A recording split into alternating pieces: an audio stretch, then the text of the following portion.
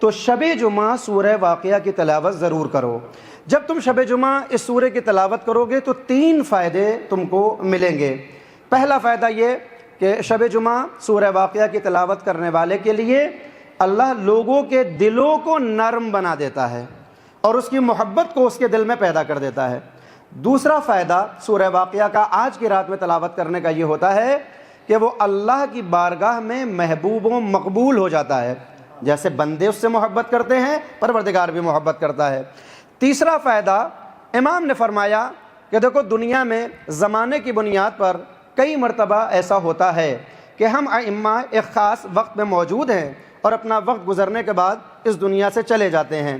آخر الزمان میں ایک سب سے بڑا امتحان یہ ہوگا کہ ان کے سامنے ان کے زمانے کا کوئی امام نہیں ہوگا۔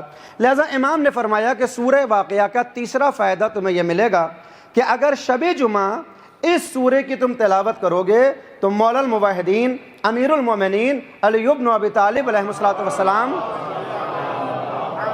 کا ساتھ تمہیں مل جائے گا، یعنی تمہارا شمار مولا کے غلاموں میں ہوگا۔ یہ 3 فائدے بیان کیے گئے۔ عزیزان